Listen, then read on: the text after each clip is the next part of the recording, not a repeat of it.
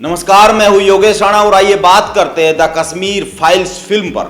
कांग्रेस 5 राज्यों में चुनाव हारने के बाद एक ही हफ्ते में एक फिल्म से भी हार गई है। कश्मीर में कश्मीरी पंडितों पर अत्याचार एक सच्चाई है और कांग्रेस ने उस पर सवाल उठाने का काम किया है।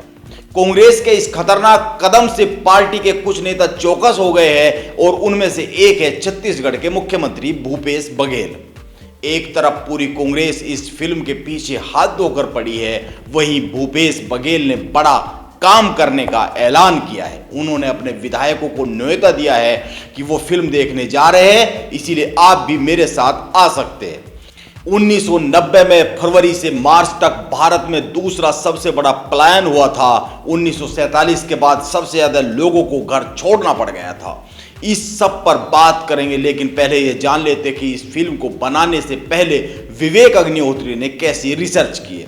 विवेक ने बताया है कि उन्होंने करीब 700 पीड़ित कश्मीरी पंडितों का इंटरव्यू लिया और करीब 15,000 पेज के डॉक्यूमेंट इकट्ठे किए।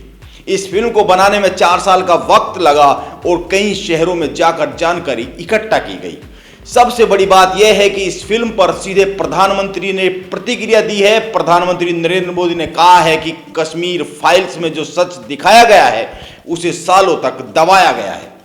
उन्होंने यह भी कहा कि कोशिश ये भी की जा रही है कि दुनिया इसे न देखे और इसके लिए 5-6 दिनों से षड्यंत्र चल रहा है। प्रधानमंत्री नरेंद्र मोदी ने लोगों को इस फिल्म को देखने की राय दी है। गौर करने की बात यह है कि जब देश आजाद हुआ उस समय कश्मीर में कश्मीरी पंडितों की कुल आबादी 15% के करीब थी, लेकिन 1981 तक ये घटकर 5% रह गई और 2015 के आंकड़े बताते हैं कि कश्मीर में कश्मीरी पंडितों के 808 परिवार रह गए और इन परिवारों में कुल 3,445 लोग बचे हैं। यह सरकारी आंकड़ा है, इस पर कई मीडिया रिपोर्ट भी छपी है। बात को आगे बढ़ाने से पहले एक बात और जान लेते हैं। 1990 में देश में दूसरा सबसे बड़ा पलायन हुआ था 1947 के बाद। कई मीडिया रिपोर्ट बताती है कि 1990 में फरवरी से मार्च तक 1,90,000 लोगों को कश्मीर छोड़ना पड़ गया था। यह बहुत बड़ी संख्या है। यह 1947 के बाद देश में हुआ सबसे बड़ा दूसरा पलायन है। इस फिल्म को लेकर कांग्रेस बड़ा रोना रो रही है। कांग्रेस के साथ साथ कई सारे लोगों का कहना है कि फिल्म में पूरा सच नहीं दिखाया गया है। उनका कहना है कि पंडितों के साथ साथ अन्य लोगों का भी घाटी में पलायन हुआ है, अन्य लोगों के साथ भी अत्याचार हुआ है। लेकिन मेरा एक सवाल है, द कश्मीर फाइल्स में सच है और वो पूरा सच है या आधा सच है? लेकिन यह सच तो है ही, इसको समझने की जरूरत है। इसीलिए कुछ लोग यह कह रहे हैं कि यह आधा सच है, लेकिन किसी में यह कहने की हिम्मत नहीं है कि यह झूठ है, क्योंकि यह एक सच है। इसीलिए सच को स्वीकारा जाना चाहिए। कांग्रेस के ज्यादातर नेताओं का एक ही एजेंडा है और वो है मोदी को हराना। यह उनकी सबसे बड़ी चूक है।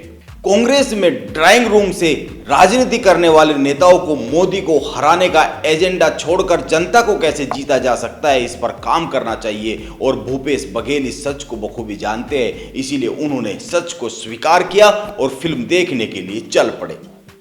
वैसे भी आप गौर करें, जिन प्रदेशों में भाजपा की सरकार है वहां पर इस फिल्म को टैक्स फ्री किया जा रहा है, सहूलियतें दी जा रही है। इसके साथ ही सरकारी कर्मचारियों और पुलिस कर्मचारियों को फिल्म देखने के लिए छुट्टी दी जा रही है।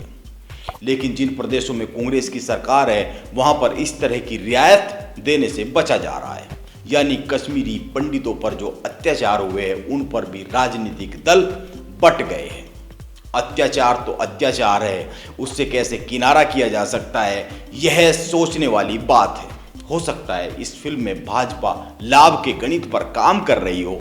इस फिल्म के जरिए हो सकता है भाजपा कोई राजनीतिक समीकरण साधना चाह रही हो। लेकिन क्या कांग्रेस भाजपा का विरोध करने के लिए इतिहास के एक क्रूर तथ्य को झुठला देना चाहती है? यह एक सवाल है। वैसे असदुद्दीन ओवैसी ने कहा है कि कश्मीर के मुसलमानों पर भी फिल्म बननी चाहिए और विनोद कापड़ी ने कहा है कि मैं गुजरात फाइल्स के नाम से फिल्म बनाने की तैयारी कर रहा हूं। यह कमाल की बात है। इन दोनों से कोई पूछने वाला होना चाहिए, इनको किसी ने रोका कब है?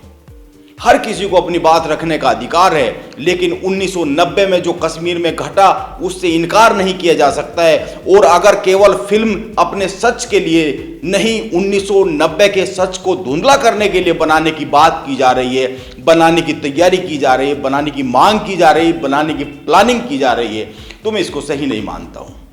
मैं इससे सहमत नहीं होता हूं।